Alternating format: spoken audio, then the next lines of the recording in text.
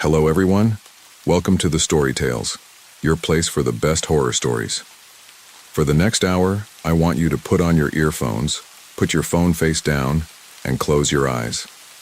Relax, and let this story take you to a world full of chills and mystery. I've been listening to horror stories for years, and now I'm here to share the most amazing ones with you.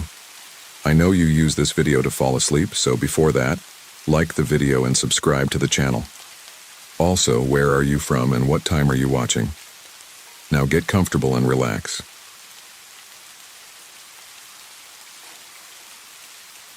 My name is Sam, and I've always been drawn to places that others feared. Abandoned buildings, forgotten ruins, and the whispers of the past have always fascinated me. There's something about the silence of such places that speaks louder than the noise of bustling cities. On a cloudy Tuesday evening, I found myself standing at the edge of the whispering woods, staring at the silhouette of an old, decrepit theater hidden among the towering trees. The locals had warned me against coming here. They called it the Whispering Theater and said it was cursed. Stories of people who ventured inside and never returned circulated through the town like wildfire. They claimed to hear faint voices, ghostly music, and see shadows that didn't belong. But I couldn't resist. I had to see it for myself. The theater had been closed for decades. Nature had started reclaiming it, with vines creeping up the sides and moss covering the stone steps. The wooden doors, once grand and welcoming, were now warped and splintered. I pushed one of the doors open, the wood groaning loudly in protest. As I stepped inside, the heavy door swung shut behind me with a resounding thud, sealing me in. The air was thick with the smell of damp wood and decay. Dust particles floated in the beam of my flashlight, swirling like tiny specters in the dim light. The entrance lobby was a ghost of its former self. Faded posters hung askew on the peeling walls, showcasing shows that hadn't been performed in decades. The floor was littered with crumbling plaster and broken tiles, each step echoing ominously in the vast emptiness. I moved cautiously, my footsteps crunching against the debris. My heart pounded in my chest, the silence amplifying every sound I made. The temperature seemed to drop the further I ventured in, the warmth of the outside world replaced by an unsettling chill. My flashlight flickered momentarily, casting long shadows that danced across the walls. The caretaker, an old man with a wary look in his eyes, had handed me the keys earlier that day. "Don't stay too long," he had warned, his voice trembling slightly. "The theater, it plays tricks on you." I had nodded, not wanting to scare him further, but his words lingered in my mind as I explored. The main hallway led to the grand auditorium. I pushed open the double doors, their rusted hinges screaming in protest. The sight before me was both awe-inspiring and tragic. Once a place of grandeur and laughter, it now stood in decay. Rows of seats stretched out before me, their upholstery torn and faded. Dust covered everything, and the stale air felt heavy in my lungs. My flashlight's beam swept across the stage, which seemed to loom like a giant shadow at the far end of the room. The once vibrant curtains now hung in tatters, swaying slightly as if moved by an unseen hand. The wooden floor of the stage was warped and cracked, but it held a strange allure, pulling me closer. I set my equipment bag down near the front row of seats and began unpacking. My job was simple: investigate the strange noises reported here. The caretaker had spoken of whispers, faint music, and soft footsteps echoing through the theater. He insisted that the sounds seemed to bleed through the walls, as if coming from another world. I set up my portable recorder and adjusted the microphone, ensuring it was pointed towards the stage. As I powered up the device, the hum of the equipment seemed to merge with the silence, creating an almost tangible tension in the air. I hit record and waited, my senses on high alert. For the first few minutes there was nothing but the sound of my own breathing and the occasional creak of the building settling. The silence was deafening, pressing down on me like a weight. Then, faintly, I began to hear it. A low murmur, barely audible but unmistakable. It sounded like distant voices, too soft to make out the words, but filled with a sense of urgency. I held my breath, straining to catch more of the elusive sound. The murmur grew slightly louder, as if the speakers were drawing closer. I felt a shiver run down my spine, the hairs on the back of my neck standing on end. The voices were unlike anything I had ever recorded before, otherworldly and haunting. As the murmur continued, my flashlight flickered again, casting strange, shifting shadows across the walls. I felt a sudden, inexplicable chill, as if unseen eyes were watching me from the darkness. I turned, sweeping the beam of light across the empty seats, but saw nothing. The whispers faded, replaced by an eerie silence that seemed to hum with anticipation. I took a deep breath, trying to steady my nerves. The theater felt alive, as if it were breathing along with me, its ancient walls hiding secrets I could only begin to imagine. Determined to capture more evidence, I moved closer to the stage. The wooden floor creaked beneath my feet, each step echoing loudly in the cavernous space. I climbed the steps to the stage, my flashlight revealing more of the decaying scenery. Broken props and discarded costumes littered the floor, remnants of a forgotten era. I reached the center of the stage and set up my microphone on a tripod. The silence was oppressive, pressing down on me like a physical force. I adjusted the gain on the recorder, amplifying the ambient sounds in the hope of catching something more. Suddenly, I heard it, a faint, haunting melody drifting through the air. It was delicate, almost fragile, like the notes of a harp being plucked by unseen fingers. The music seemed to come from everywhere and nowhere, filling the theater with an ethereal beauty that sent shivers down my spine. I stood frozen, listening intently. The melody was unlike anything I had ever heard, hauntingly beautiful yet tinged with sadness. It seemed to tell a story, one of longing and loss, of forgotten dreams and lingering spirits. The music wrapped around me, pulling me deeper into the theater's dark embrace. The melody faded, leaving behind a heavy silence. I glanced around, half expecting to see the source of the music, but the theater remained empty. My heart raced, the pulse of adrenaline making my hands tremble. I knew I had captured something extraordinary, something that defied explanation. As I stood there, the silence was broken once more by a soft, rhythmic thud. Footsteps. They echoed through the empty aisles, growing louder with each passing moment. My flashlight trembled in my hand as I turned towards the sound, my pulse quickening. The footsteps seemed to move closer, yet there was no one in sight. The sound was heavy, deliberate, as if someone, or something, was walking towards me with purpose. I felt a surge of fear, my instincts screaming at me to run, but I stood my ground, determined to uncover the truth. The footsteps stopped abruptly, leaving the theater in an unsettling silence. My flashlight's beam wavered as I scanned the auditorium, searching for any sign of movement. The silence stretched on, thick and suffocating, until it was broken by a soft whisper. "Sam." The voice was faint, barely more than a breath, but it sent a jolt of fear through me. It knew my name.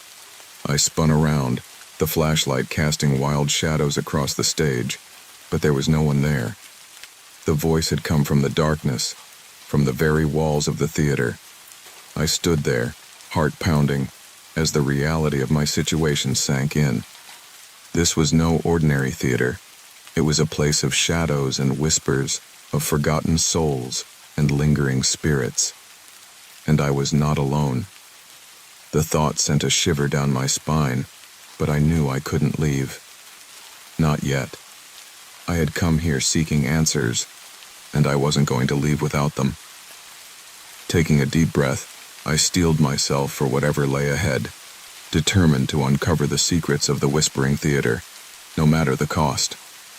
The whisper of my name hung in the air, reverberating through the cavernous space of the theater. My breath caught in my throat, a cocktail of fear and curiosity coursing through my veins. The voice was soft, almost gentle, but its mere existence in this desolate place was enough to send chills down my spine.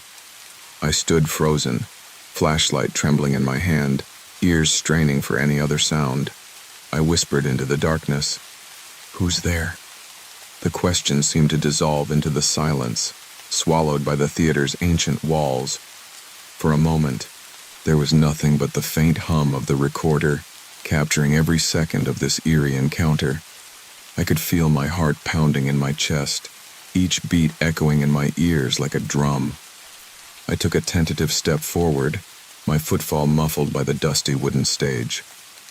The air felt heavy, almost oppressive, as if the theater itself was aware of my presence. My eyes darted around, scanning the dark corners and shadowy recesses for any sign of movement. The shadows seemed to dance and shift, but it was impossible to tell if it was merely a trick of the light or something more. The silence stretched on, thick and unyielding. I debated whether to stay or flee, the rational part of my mind urging me to leave while I still could. But the pull of the unknown, the desire to uncover the truth, was stronger. I had come this far. Turning back now felt like admitting defeat. I decided to explore the backstage area, where the whispers and footsteps seemed to originate. The path was treacherous, littered with broken props and decaying scenery. The faint beam of my flashlight barely pierced the darkness, casting elongated shadows that seemed to follow me with each step. The backstage area was a labyrinth of narrow corridors and forgotten rooms. The walls were lined with old, faded photographs of past performances, their subjects staring out with lifeless eyes. Each step I took seemed to echo louder, the sound bouncing off the cracked plaster walls. I reached a door at the end of the corridor, its surface covered in peeling paint and rusted hinges. The faint outline of a star was still visible, marking it as the dressing room of a long-forgotten starlet. I hesitated for a moment before pushing the door open, the wood groaning in protest. Inside, the room was a time capsule of a bygone era. A dusty vanity mirror with cracked glass stood against the wall, surrounded by the remnants of old makeup and hair products. The air was thick with the scent of decay and stale perfume, a haunting reminder of the theater's former glory. As I moved further into the room, my foot caught on something, and I stumbled. Looking down, I saw an old leather-bound journal lying on the floor, its cover worn and faded. I picked it up, the brittle pages crackling under my fingers. The handwriting inside was elegant, each word meticulously crafted. The journal belonged to someone named Eleanor, a performer at the theater. The entries were dated over a century ago, chronicling her life and experiences within these very walls. Her words painted a picture of a woman deeply in love with the stage, but also burdened by the weight of secrets she could never share. One entry in particular caught my attention. March 12, 1923. The whispers grow louder each night. They call to me from the shadows, their voices filled with sorrow and longing. I cannot escape them, no matter how hard I try. The theater has become my prison, a place of haunting memories and lost dreams. I fear I am losing myself, slipping away into the darkness. The words sent a chill through me, their despair and fear palpable even after all these years. Eleanor's story mirrored my own experience, her encounters with the whispers and shadows eerily similar. It was as if the theater had trapped her, much like it seemed to be doing to me. I tucked the journal into my bag, determined to read more later. As I turned to leave the dressing room, a sudden noise made me freeze. It was a soft, shuffling sound, like footsteps moving across the wooden floor. My flashlight darted around the room, but I saw nothing. "Eleanor?" I called out, the name feeling strange on my tongue. The air grew colder, and I could feel a presence in the room with me. My skin prickled with goosebumps, the weight of unseen eyes pressing down on me. The whispers began again, faint and distant, but unmistakable. They seemed to echo from the very walls, a chorus of lost souls calling out from the past. I backed out of the room, my flashlight flickering ominously. The corridor outside felt darker, the shadows deeper and more menacing. I could hear the whispers growing louder, their voices merging into a cacophony of sorrow and despair. It was as if the theater itself was alive, feeding off the fear and misery of those who had once walked its halls. I stumbled through the backstage area, my mind racing. Every creak of the floorboards, every flicker of the light seemed to pulse with malevolence. I reached the main stage again, gasping for breath, my heart pounding in my chest. Suddenly the whispers stopped, leaving behind an eerie silence. The abrupt stillness was almost more unsettling than the noise, the absence of sound amplifying the tension in the air. I felt a sense of foreboding, as if something terrible was about to happen. And then, the music began again. The haunting melody drifted through the theater, soft and mournful. It was the same melody I had heard earlier, but now it carried an undercurrent of sorrow, a lament for the lost souls trapped within these walls. The music seemed to wrap around me, pulling me deeper into the theater's embrace. I turned towards the source of the music, my flashlight casting a feeble glow across the stage. In the dim light, I saw her, a figure standing in the center of the stage, her silhouette barely visible. She was dressed in a tattered gown, her hair cascading down her back in waves. She stood still, as if waiting for something or someone. "Eleanor?" I whispered, my voice trembling. The figure didn't move, but the music continued, filling the theater with its haunting beauty. I took a tentative step forward, my heart pounding in my chest. The closer I got, the more I could see her features, delicate and ethereal, her eyes filled with a sorrow that seemed to span centuries. She raised a hand, beckoning me closer. Her lips moved, but no sound came out. The music swelled, reaching a crescendo, as if urging me to step closer. I hesitated, torn between the desire to understand and the instinct to flee. Suddenly, the figure began to dissolve, fading into the shadows. The music stopped abruptly, leaving behind an oppressive silence. I stood there, stunned, my mind struggling to process what I had just witnessed. The theater felt different now, as if the encounter had shifted something within its walls. The air was thick with an unspoken tension, the shadows deeper and more menacing. I knew I had to leave, but the pull of the unknown was stronger than ever. I gathered my equipment and made my way back towards the entrance, my steps quick and purposeful. The whispers had stopped, but the silence was almost more unnerving. It felt as though the theater was watching me, its presence a constant weight on my shoulders. As I reached the exit, I turned back one last time, my flashlight sweeping across the darkened auditorium. The theater stood in silence, its secrets hidden within the shadows. I knew I would return, driven by the need to uncover the truth, no matter the cost. The door creaked as I pushed it open, the cold night air rushing in to greet me. I stepped outside, the weight of the theater's presence lifting slightly. The stars above were hidden by clouds, the world outside feeling oddly distant and detached. I walked away from the whispering theater, the journal clutched tightly in my hand. Eleanor's story was far from over, and neither was mine. The shadows of the past had awakened, and I knew they wouldn't rest until their story was told. The wind bit at my face as I walked away from the whispering theater, the chill seeping through my coat and into my bones.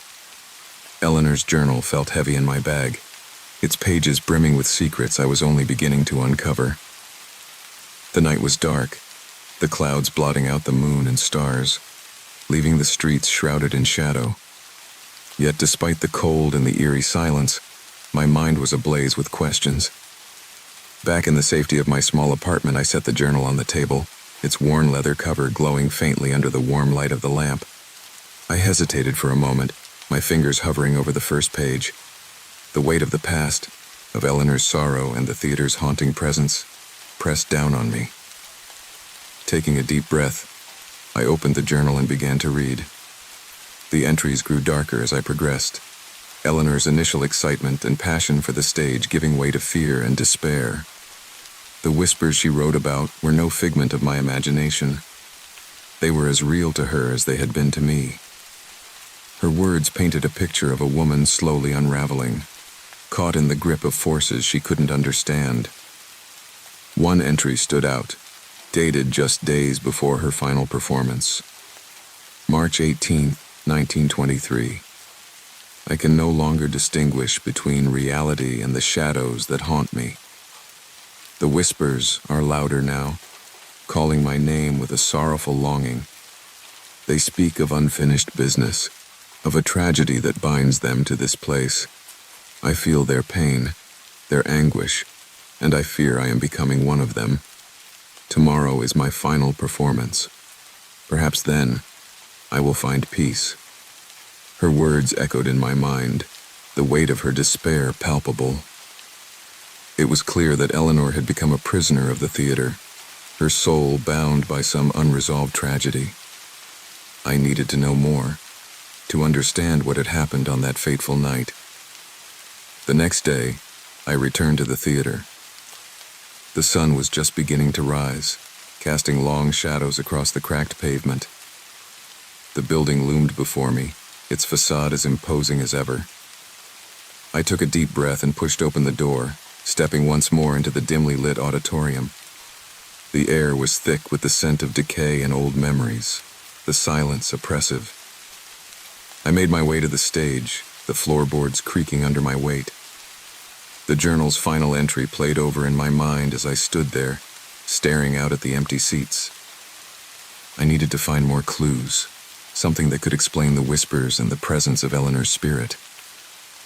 I decided to search the backstage area again, hoping to uncover more pieces of the puzzle. As I moved through the narrow corridors, the feeling of being watched returned, the shadows seeming to close in around me. In one of the storage rooms, I found a stack of old newspapers, their pages yellowed with age. I sifted through them, searching for any mention of Eleanor or the theater. Finally, I found an article dated March 19th, 1923, the day after her final performance. The headline read, "Tragedy Strikes Whispering Theater. Starlet Eleanor Vanishes After Final Curtain." The article detailed how Eleanor had given a hauntingly beautiful performance, captivating the audience with her presence. But after the final curtain fell, she had disappeared, leaving behind only her costume and a single note. The note, according to the article, was a cryptic message. "The shadows have claimed me, but my story is not yet over." The theater had been closed shortly after her disappearance, the mystery of her fate never solved. The pieces were starting to come together. Eleanor hadn't merely disappeared. She had been taken by the very whispers that haunted the theater. But why? What had bound her to this place, and what could I do to help her?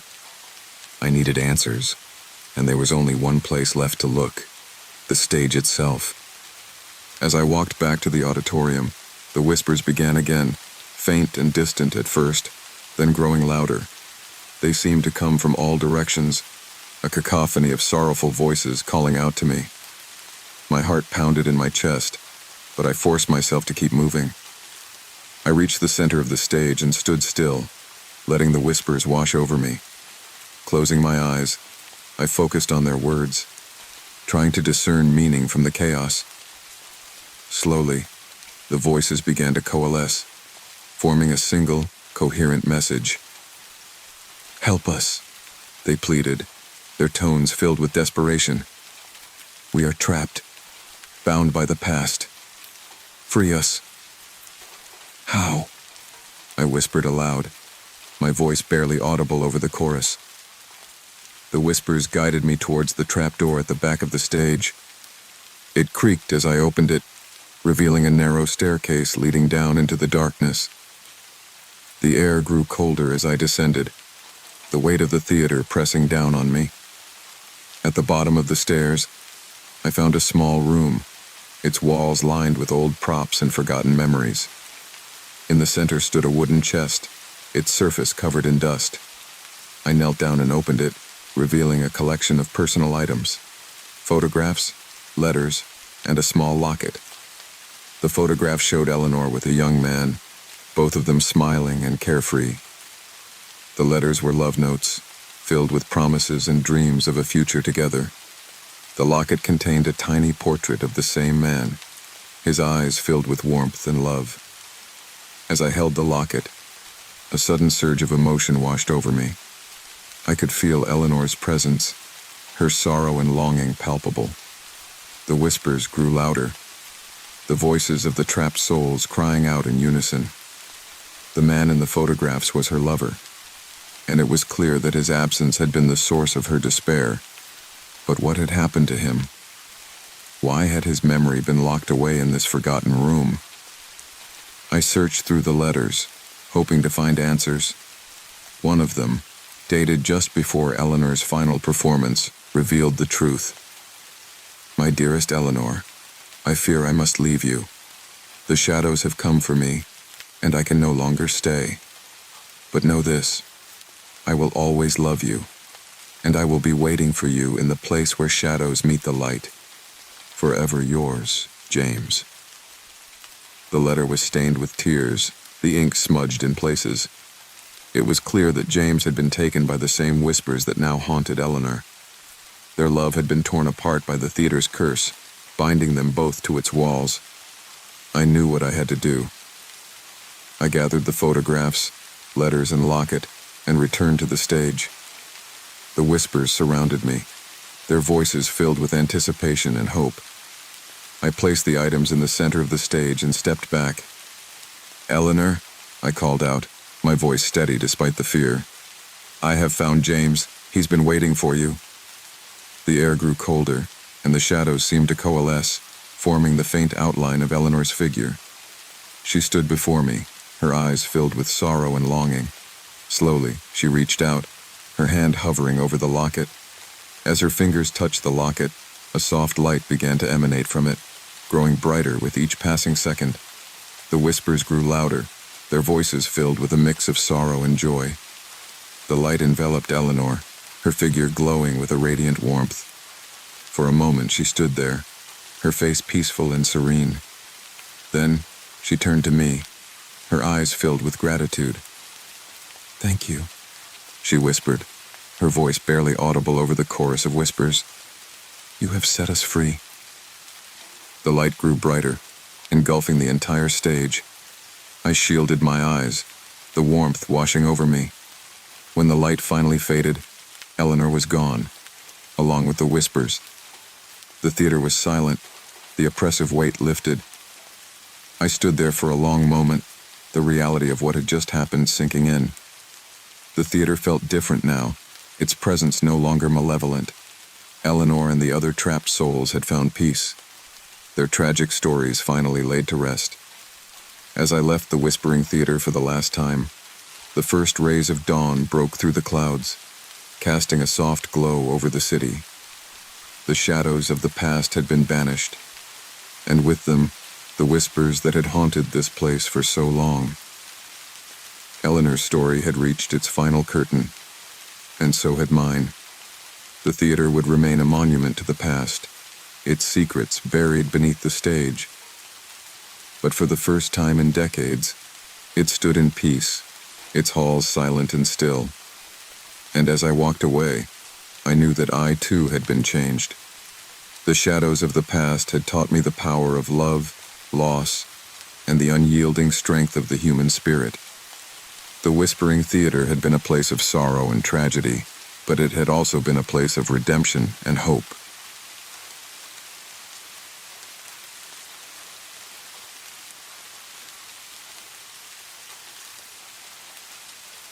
It was a quiet evening when my story started, though I didn't know it would mark the beginning of something that would haunt me forever. My name is Aiden, and I used to work as a forest ranger at Greystone National Park. It was a job I loved, peaceful, surrounded by nature, and far from the noise of the city. That night, however, something was different. Something was wrong. I remember sitting in the small ranger station at the edge of the park. The room was dimly lit, the old desk lamp flickering occasionally as if mirroring the strange tension in the air. Outside, the wind barely moved through the towering trees, leaving an unnatural stillness behind. The silence felt heavy, pressing down on me like a weight. I tried to focus on the old logbook in front of me, scanning past reports of fallen branches, animal sightings, and the occasional incident of campers wandering off trail. Nothing unusual, but even as I flipped through the pages, my attention kept drifting to the clock on the wall. It was 11:45 p.m., just 15 minutes until midnight, when I would begin my patrol. Normally, I didn't mind the late-night rounds. The forest was calming under the moonlight, the air crisp and cool. But that night, something felt different. I couldn't quite put my finger on it, but a strange sense of unease had settled over me, and it only grew stronger as the minutes ticked by. I sighed, pushing the logbook aside. "Get it together, Aiden," I muttered to myself. "It's just another quiet shift." I grabbed my flashlight, slung my backpack over my shoulder, and stepped out into the cool night air. The forest greeted me with its usual sounds, distant crickets chirping, leaves rustling faintly in the breeze. Yet, even those familiar noises felt muted, as if the forest itself was holding its breath. The dirt path stretched out before me, winding through the dense trees. My boots crunched softly against the damp ground, still moist from the rain a few days earlier.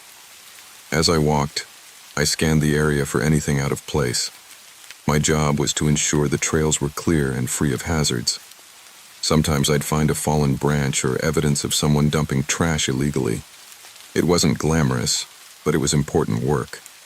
Tonight, though, the usual concerns felt distant. My mind was stuck on the strange heaviness in the air. About 10 minutes into my patrol, I reached a fork in the trail. One path led toward the open meadows, where deer often grazed under the moonlight.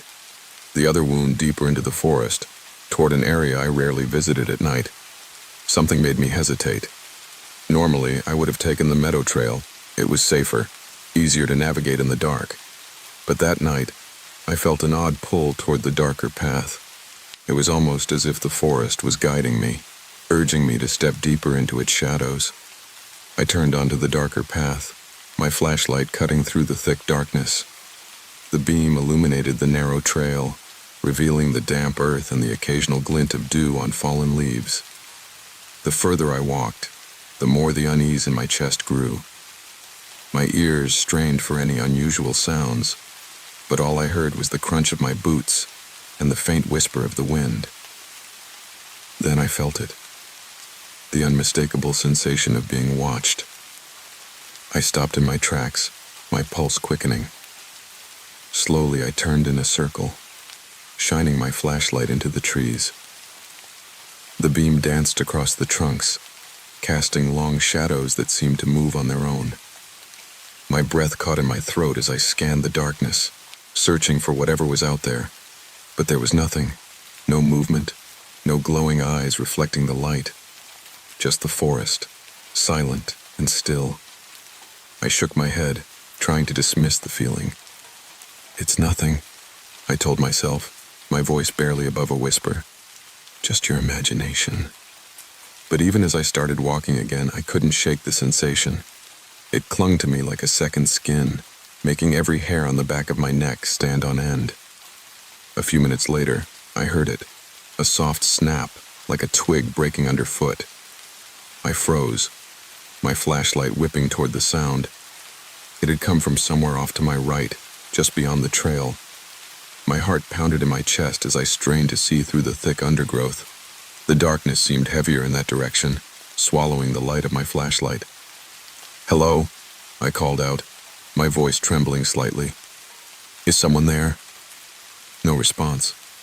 The silence was deafening, broken only by the distant chirp of a cricket.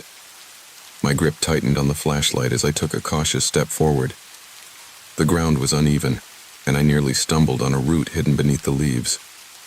My eyes darted from shadow to shadow, searching for any sign of movement, and then I saw it. Just for a second, out of the corner of my eye. A dark shape, tall and thin, slipping behind a tree. I whipped my flashlight toward the spot, but it was gone. My chest tightened as I scanned the area, the beam of light trembling in my shaking hand. "Who's there?" I demanded, my voice louder this time. Still no answer. I stood there for what felt like an eternity, my senses on high alert. The forest seemed to close in around me, the shadows growing longer and darker. Finally, I forced myself to move. Whatever it wasn't my job to investigate. I needed to finish my patrol and report back to the station. But as I continued down the trail, the sense of being watched only grew stronger. Every time I turned a corner or stepped into a particularly dark patch of trees, I felt the weight of unseen eyes on me. My flashlight flickered once, and I smacked it against my palm, muttering a curse under my breath. By the time I reached the next checkpoint, my nerves were frayed. The small clearing was surrounded by dense trees, their branches arching overhead like a canopy. Normally, I found this spot peaceful, but tonight it felt oppressive. The air was colder here, and the faint smell of damp earth mixed with something sour and metallic. I was about to mark the checkpoint on my map when I heard it again. A snap, followed by the rustle of leaves. This time the sound was closer, just a few feet away. My flashlight swung toward the noise, and my breath caught in my throat.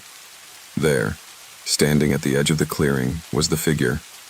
It was tall and blacker than the shadows around it, with no discernible features. No face, no eyes, nothing. Just an emptiness that seemed to absorb the light.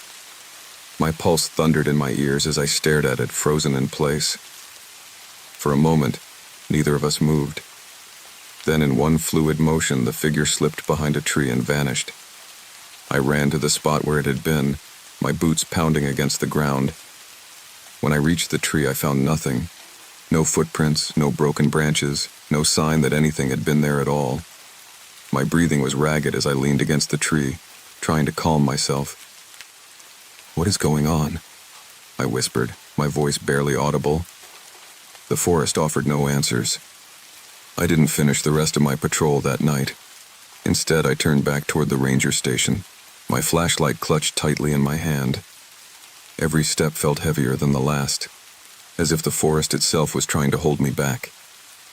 The shadows seemed to shift and writhe around me, and I couldn't shake the feeling that the figure was still watching me, just out of sight.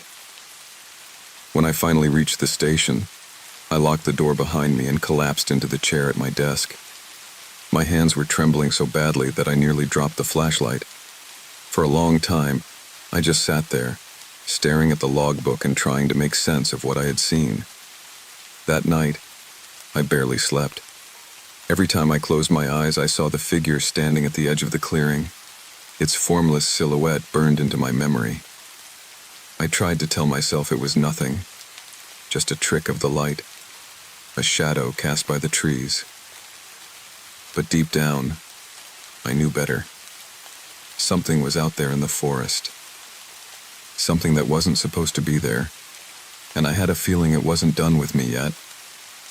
The next morning, sunlight filtered through the small windows of the ranger station, casting pale golden beams across the wooden floor. It was a stark contrast to the oppressive darkness I had felt in the forest the night before. Yet, even the bright daylight couldn't shake the unease that lingered in my chest. The memory of the figure standing at the edge of the clearing was vivid, replaying over and over in my mind like a loop I couldn't escape. I barely touched my coffee as I sat at the desk, staring blankly at the logbook. Normally, I would jot down notes from my patrol, marking any areas that needed attention. But what could I write about last night? That I'd seen a shadowy figure with no face? That the forest had felt alive as if it were watching me? No one would believe me. Hell, I didn't even believe myself. The creak of the door startled me. I looked up to see Mark, one of the other rangers, stepping inside. He was older, with a grizzled beard and a no-nonsense demeanor that came from years of working in the field. He carried a thermos in one hand and a clipboard in the other. "Morning," he said, nodding in my direction. "You look like hell. Rough night?" I hesitated, my fingers tightening around the edge of the desk. "Yeah, you could say that," I replied, trying to keep my voice casual. Mark raised an eyebrow but didn't press. Instead, he set his clipboard down and poured himself a cup of coffee. "Anything unusual on your patrol?" I hesitated again, the words catching in my throat. I could tell him about the figure, but what good would it do? He'd probably chalk it up to stress or an overactive imagination. Finally, I shook my head. "No, nothing out of the ordinary." Mark grunted, sipping his coffee. "Well, keep your head on straight. There have been reports of campers hearing strange noises at night. Probably just coyotes, but you know how people get spooked out here. I nodded, though his words only heightened my unease. Strange noises? I hadn't heard anything unusual during my patrol. At least, nothing that could be attributed to animals. Whatever I had encountered last night was something else entirely. The rest of the day passed in a blur. I busied myself with paperwork and routine maintenance, anything to keep my mind off the night before. But as the sun dipped lower in the sky, a knot of anxiety began to form in my stomach. Another night was coming, and I knew I'd have to go back out there.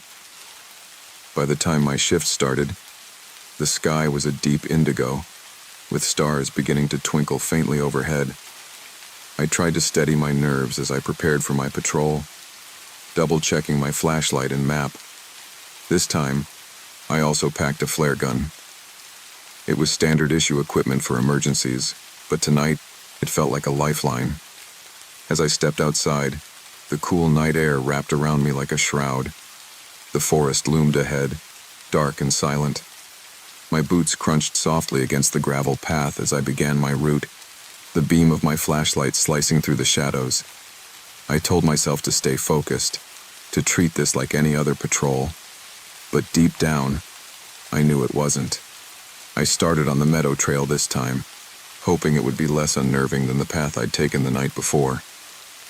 The open expanse of grass glowed faintly under the moonlight, and I could see the silhouettes of deer grazing in the distance. For a while, the familiar sights and sounds of the forest helped to calm my nerves. But the further I walked, the more the unease returned. It started as a faint whisper, so soft I almost didn't notice it. At first, I thought it was the wind brushing through the tall grass. But as I stopped to listen, I realized it wasn't the wind at all. The sound was rhythmic, like voices murmuring just out of earshot.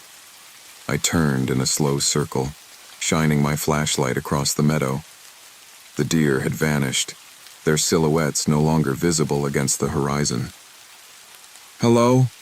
I called out, my voice breaking the heavy silence. The whispers stopped immediately, as if they'd been cut off by an unseen hand.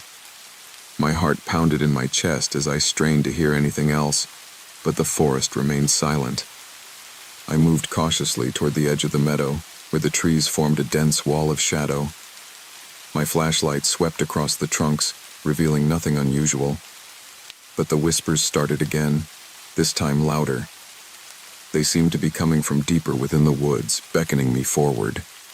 Every instinct told me to turn back, to return to the safety of the ranger station. But some inexplicable force drew me toward the sound. I stepped off the trail and into the undergrowth, the ground soft and uneven beneath my boots. The whispers grew clearer with each step, though I still couldn't make out the words. It was as if they were speaking in a language I didn't understand. As I pushed deeper into the forest, the trees seemed to close in around me, their branches intertwining to form a canopy that blocked out the moonlight. My flashlight flickered again, and I smacked it against my palm, cursing under my breath. The beam stabilized, but the air around me felt heavier, almost suffocating. Then I saw it, the same dark figure from the night before. It stood motionless between the trees, its formless silhouette barely visible in the gloom. My breath caught in my throat as I aimed the flashlight directly at it. The light seemed to pass through the figure, as if it were made of smoke. "Who are you?" I demanded, my voice shaking. The figure didn't respond. Instead, it began to move, gliding silently between the trees. I followed it, my flashlight trembling in my hand. The whispers grew louder, swirling around me like a storm. The figure led me to a small clearing, where the ground was bare and the air was colder than anywhere else in the forest. At the center of the clearing stood an old stone altar, weathered and covered in moss.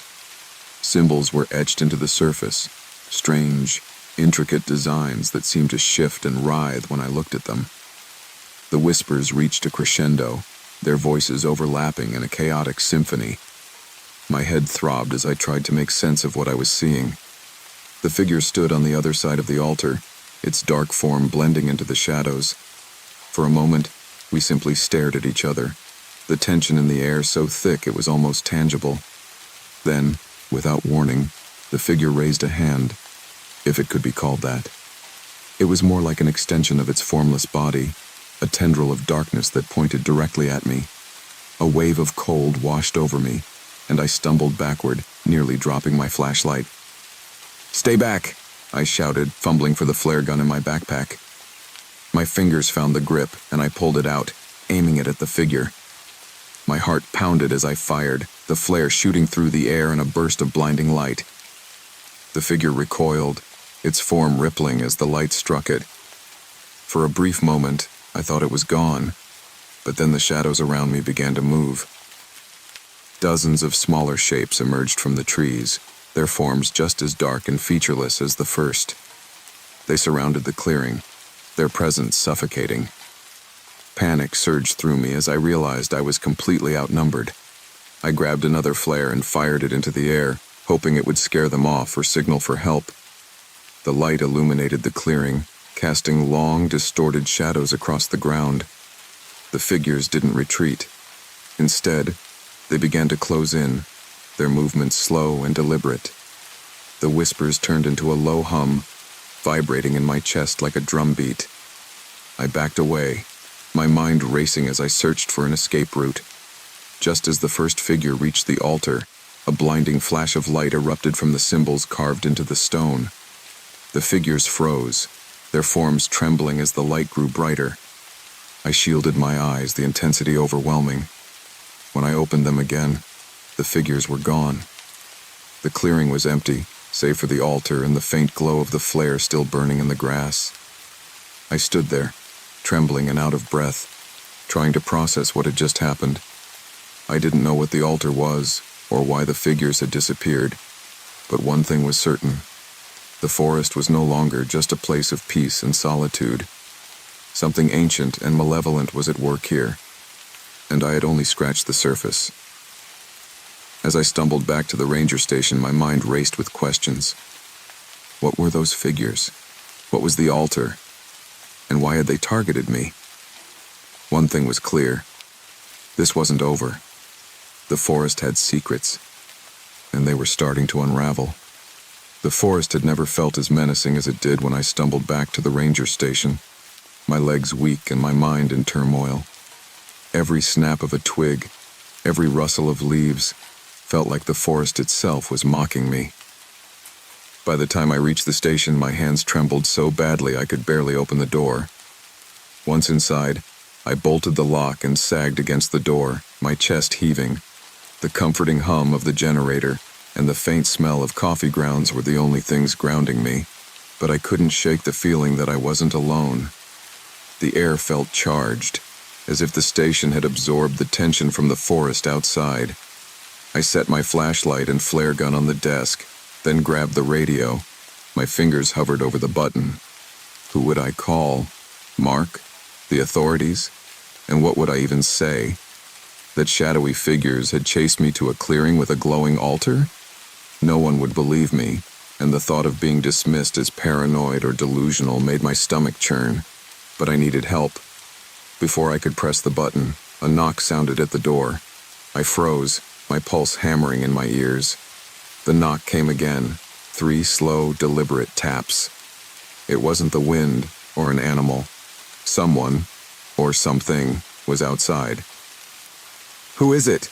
I called, trying to steady my voice. Silence. Then, a familiar voice replied, muffled, but unmistakable. "Mark." "Hey, it's me. Open up." Relief and suspicion warred within me. Mark rarely ventured out this late, and his voice sounded off. It lacked the gruff warmth I was used to. Still, I couldn't ignore the possibility that he was genuinely there. I unbolted the door and opened it a crack. Mark stood on the porch, his silhouette framed by the dim porch light. His face was pale, and his eyes had a glassy, distant look. "You okay?" he asked, his tone eerily calm.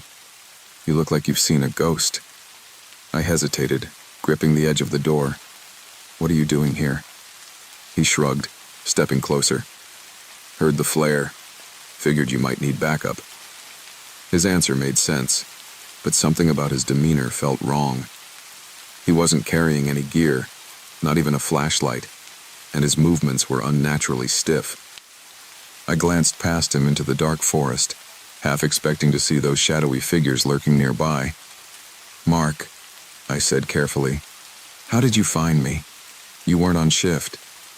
His lips twitched into a smile that didn't reach his eyes. Lucky guess. I slammed the door shut and bolted it, my heart pounding. "Hey!" he shouted, pounding on the door. "What's your problem? Let me in!" The pounding grew louder, more frantic. I stumbled back, knocking over a chair. "You're not Mark!" I yelled, my voice shaking. The pounding stopped abruptly. Then a deep, guttural voice came from the other side of the door. "You can't run forever." My blood ran cold. Whatever was outside wasn't human. The pounding resumed, shaking the door on its hinges. I grabbed the flare gun from the desk and backed away, my mind racing. If the door gave way, I'd have no choice but to fight. Then, as suddenly as it started, the pounding stopped. The silence was deafening. I waited, every muscle in my body tense, but nothing happened. After what felt like an eternity, I crept to the window and peeked through the blinds. The porch was empty. I exhaled shakily, my grip on the flare gun tightening. Whatever that thing was, it had left, at least for now. But I knew it wasn't over. I turned back to the desk, determined to call for help, when I noticed something I hadn't seen before. A piece of paper lay on the floor, just inside the door. It hadn't been there when I came in. My hands trembled as I picked it up. The paper was old and brittle, the edges yellowed with age. Strange symbols covered it, similar to the ones I'd seen on the altar. At the bottom, written in shaky handwriting, was a single phrase. "The light will guide you." The words sent a shiver down my spine, but they also sparked a glimmer of hope. The light had driven the figures back before. Maybe it could do so again, permanently.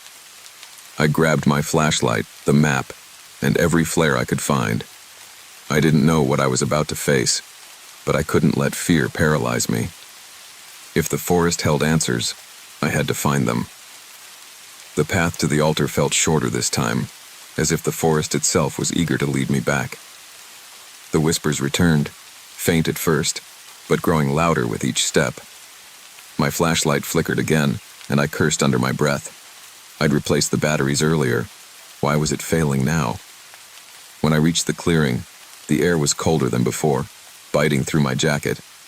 The altar stood at the center, its symbols glowing faintly. Shadows flickered at the edge of the clearing, shifting and writhing like living things. I stepped forward, gripping the flare gun tightly. "I know you're here," I shouted, my voice echoing through the trees. "Show yourselves!" The shadows surged forward, coalescing into the dark figures I had seen before. Dozens of them surrounded the clearing, their faceless forms silent but menacing. At their center stood the first figure, taller and more defined than the others. "You should have stayed away," it said, its voice a low rumble that seemed to come from everywhere at once. I raised the flare gun. "What do you want?" The figure tilted its head as if amused. "This place is ours, always has been. You are trespassing." "Trespassing?" I barked a bitter laugh. "This is a public forest." The figure extended its shadowy hand toward me. "Leave, or join us." The air grew heavier, pressing down on me like an invisible weight. My vision blurred, and for a moment, I felt an overwhelming urge to drop the flare gun and surrender, but the words on the paper echoed in my mind. "The light will guide you." I gritted my teeth and fired the flare. The burst of light sent the figures recoiling, their forms writhing as if in pain. I seized the opportunity, sprinting to the altar. The symbols glowed brighter as I approached, their intricate patterns shifting like living things. "Stop!" the figure roared, its voice shaking the ground. The shadows surged after me, but I reached the altar and slammed my hands onto its surface. The symbols flared with brilliant white light, illuminating the clearing.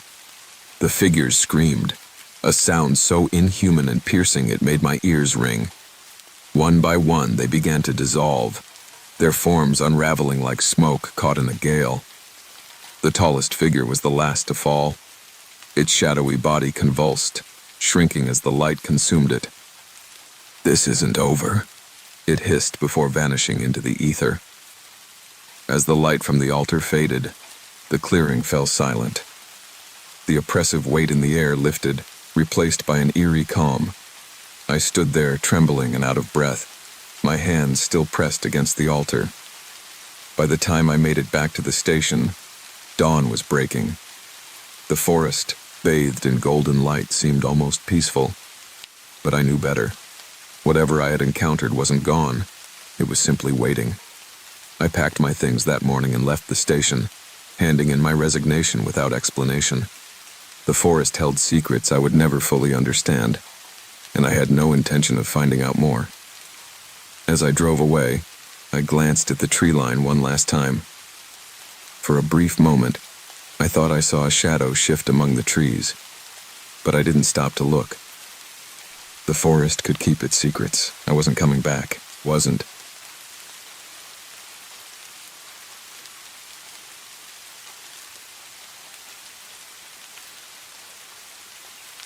My name is Ethan, and I'm just a regular kid who loves playing basketball and hanging out with my best friends, Liam and Mason. We always spend our evenings together at the park near my house. But tonight, something happened that I'll never forget. I'm writing this because I can't seem to sleep, and maybe sharing it will help me process what just happened. It all started when I got home from the park. Liam, Mason, and I stayed out until about 9 p.m., shooting hoops and talking about school. When I got home, my older sister Abby was in the living room watching one of her true crime documentaries. She's obsessed with them and always jokes about how she could solve any mystery. My parents were already asleep upstairs since they had an early morning. I grabbed a snack from the kitchen and went up to my room. I love reading before bed, so I switched on my bedside lamp, pulled out a new comic book, and got comfortable. Everything felt so normal, the kind of quiet that makes you feel safe. But that didn't last long. As I flipped through the pages, I thought I heard something in the hallway. At first, I ignored it. Our house makes weird noises all the time, and it's usually just the old wooden floor creaking. But then I heard it again. This time, it wasn't just a creak. It sounded like soft footsteps, like someone trying not to be heard. I called out, "Abby, is that you?" No answer. I opened my door a crack and peeked out. The hallway was empty, but the faint glow of Abby's TV was still coming from downstairs. I figured she must have gone to the kitchen or something, so I closed my door and went back to reading.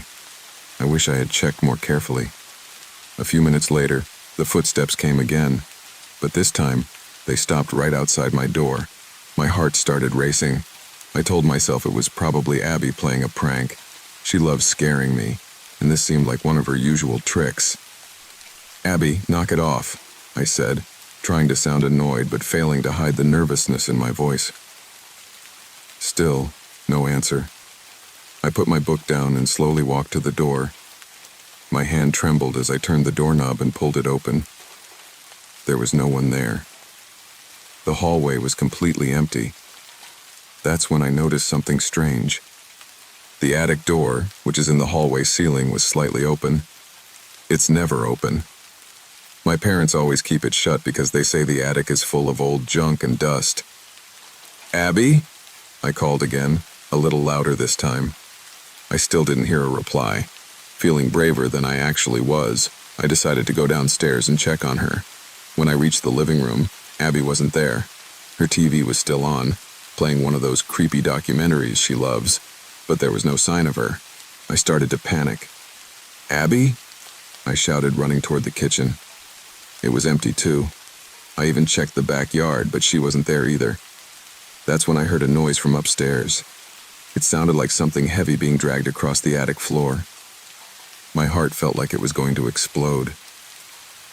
I ran back inside and grabbed my dad's flashlight from the junk drawer. I stood at the bottom of the stairs, staring up at the open attic door. Every logical part of me was screaming not to go up there, But this was my house, my family, and something was wrong. I had to check it out. I climbed the stairs as quietly as I could. Each step felt like it took forever. When I reached the top, I aimed the flashlight at the attic door. I couldn't see much, just the edge of the wooden ladder leading up into the darkness. "Abby, if you're up there, this isn't funny," I called out, trying to sound braver than I felt. Still no answer. I climbed the ladder, one step at a time. The attic smelled musty, like old books and mothballs. My flashlight beam swept across boxes and old furniture covered in dusty sheets. At first, everything looked normal. Then I saw her. Abby was sitting in the far corner, her knees pulled up to her chest. She was rocking back and forth, muttering something under her breath. "Abby," I whispered, crawling toward her. "What are you doing up here?" She looked up at me, and my blood turned cold. Her eyes were wide, like she'd just seen something terrifying. She grabbed my arm and whispered, "Ethan, we're not alone." Before I could ask what she meant, I heard it, a low, guttural growl coming from behind us. I whipped around, shining the flashlight toward the noise. Something was there, crouched behind a stack of boxes. I couldn't see it clearly, but its eyes reflected the light, glowing like a predator's in the dark. "Run!" Abby screamed, pulling me toward the ladder. We scrambled down as fast as we could, nearly falling in our haste. The growling grew louder, and I could hear the sound of something moving, fast, behind us. We didn't stop until we were outside in the yard, gasping for air. The attic door was still open, and we could hear faint noises coming from inside the house. Abby grabbed her phone and called the police. She told them someone had broken in, but she didn't mention what we saw. I think she was afraid they wouldn't believe us. When the police arrived, they searched the house and the attic. They didn't find anyone or anything unusual. They said it was probably an animal that got in somehow and told us to keep the attic door shut. But Abby and I know better. Whatever was up there wasn't an animal. That night, we all stayed in the same room, too scared to sleep. I don't know what we saw, but I'm sure of one thing. It's still out there, hiding, waiting, and I don't think we've seen the last of it.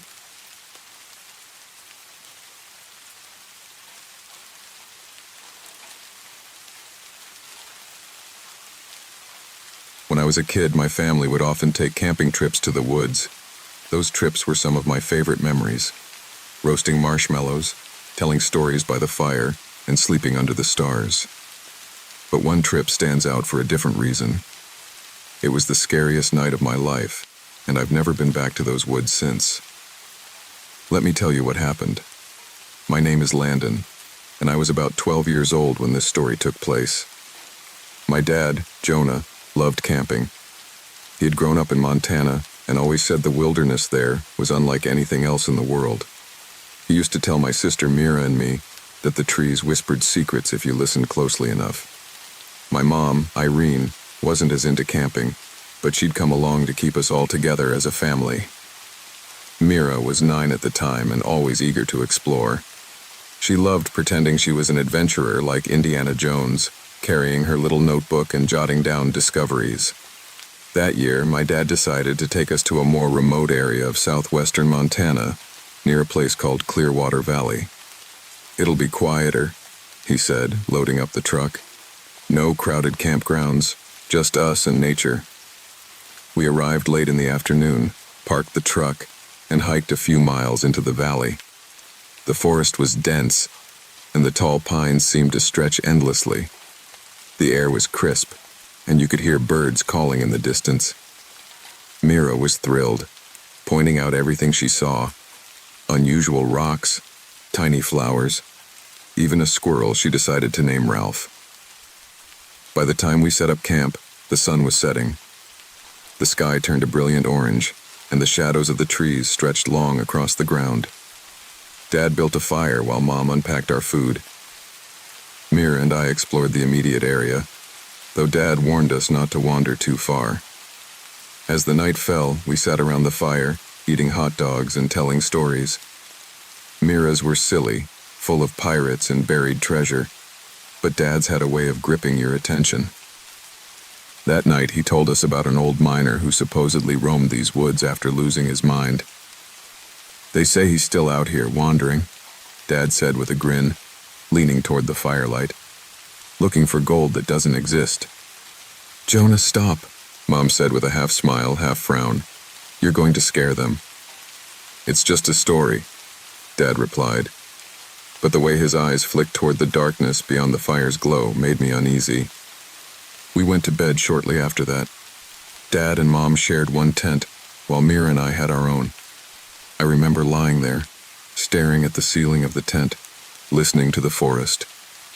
It was quiet at first, just the crackling of the dying fire and the occasional hoot of an owl. But then, sometime in the middle of the night, I heard footsteps. At first, I thought it was Dad, maybe checking on the fire. But the steps didn't sound like his. They were slow, deliberate, and heavy. Whoever it was stopped right outside our tent. I held my breath, my heart pounding in my chest. Mira, asleep beside me, didn't stir. The zipper of our tent began to move. Inch by inch, it slid down, and I felt a cold wave of fear wash over me. I wanted to scream, but my voice caught in my throat. The tent flap opened slightly, and I could just make out the outline of a figure. "Who's there?" I managed to whisper. The figure froze. Then, in a low, gravelly voice, it said, "Do you believe in God?" I didn't know what to say. My mind was racing. Before I could answer, the figure stepped back and disappeared into the darkness. I scrambled to wake Mira, who groggily asked what was wrong. I told her what had happened, but she thought I was dreaming. The next morning, I told Dad and Mom. Dad looked concerned, but tried to reassure me. "Maybe it was just a local hunter," he said. "I'll take a look around." We spent the morning checking the area, but there were no signs of anyone. No footprints, no disturbed foliage, nothing. Dad seemed uneasy, but didn't want to scare us. "We'll stick close to camp today," he said. That afternoon, Mira and I were playing near the edge of the camp when she found something strange. It was a small leather-bound book, half buried under some leaves. She picked it up and flipped through the pages. They were filled with scribbled writing, strange symbols, and drawings of the forest. One page had a detailed sketch of a cabin. "Landon, look," she said, pointing to the drawing. "Do you think this is nearby?" Before I could answer, Dad called us back to camp. We showed him the book, and his face turned pale. He took it from us and said we shouldn't wander anymore. That night, we all stayed close to the fire. Dad kept the book with him, and every so often I'd catch him glancing at the woods, his expression tense. Around midnight, we heard it again. The footsteps. This time, they circled the camp. Dad grabbed his flashlight and stood up, calling out, "Who's there?" No one answered. The footsteps stopped. Then, from somewhere in the darkness, the same gravelly voice called out, "Do you believe in God?"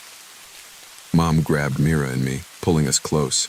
Dad shined his flashlight toward the sound, but there was nothing there. "Leave us alone!" he shouted.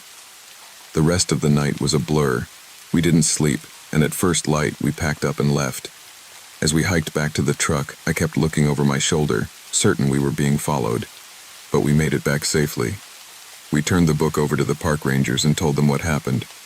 They promised to investigate. A few weeks later, they called to tell us they'd found a cabin in the woods that matched the drawing. It was abandoned, and there was no sign of the person we'd encountered. To this day, I don't know who or what that person was, but I do know one thing. I'll never go back to those woods.